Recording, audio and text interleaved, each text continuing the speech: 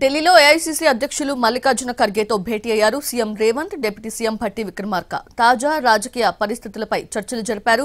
అంతకుముందు కాంగ్రెస్ అగ్రనేత రాహుల్ గాంధీతోనూ భేటీ అయ్యారు. Telangana CM Revanth Reddy, deputy CM Bhatti Vikramarka, PCC chief Mahesh Goud, Jubilee Hills ఉప ఎన్నికలో గెలిచిన ఎమ్మెల్యే నవీన్ యాదవ్ కూడా వీరితో పాటే ఉన్నారు. తెలంగాణలో ప్రస్తుత రాజకీయ పరిణామాలు, జూబ్లీహిల్స్ ఉప ఎన్నిక, రానున్న స్థానిక సంస్థల ఎన్నికల అంశాలపై చర్చించారు. జూబ్లీహిల్స్ ఉప ఎన్నికలో పార్టీ విజయం కోసం కష్టపడిన నేతలను రాహుల్ గాంధీ అభినందించారు.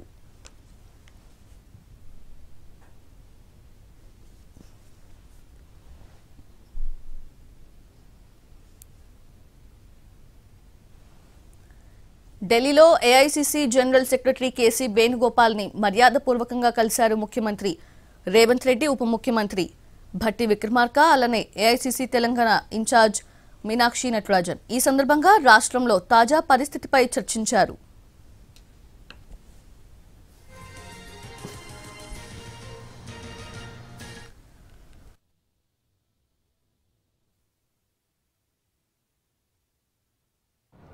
ఢిల్లీలోని మా అగ్రనాయకులు రాహుల్ గాంధీ గారిని, మల్లికార్జున్ ఖర్గే గారిని, ఏఐసీసీ ప్రధాన కార్యదర్శి కేసీ వేణుగోపాల్ గారిని కలవడం జరిగింది. వారు నవీన్ యాదవ్ గారికి, అదేవిధంగా మంచి విజయాన్ని సాధించినటువంటి కాంగ్రెస్ నాయకత్వాన్ని అందరూ కూడా అభినందనలు తెలిపారు. జూబ్లీహిల్స్ ఎన్నిక ప్రజలిచ్చినటువంటి తీర్పు, 2 సంవత్సరాలుగా రాష్ట్రంలో జరుగుతున్నటువంటి కాంగ్రెస్ ప్రజా పాలన పట్ల సంతృప్తిని వ్యక్తం చేస్తూ యావత్ ప్రజానికం కాంగ్రెస్ పార్టీతో ఉన్నదని ఒక సందేశం ఇవ్వగలిగింది. ఇదే ఉత్సాహంతో రానున్న జీహెచ్ఎంసీ ఎన్నికలు గాని, స్థానిక సంస్థల ఎన్నికలు గాని కాంగ్రెస్ పార్టీ అత్యధిక స్థానాలు గెలుచుకుంటారు.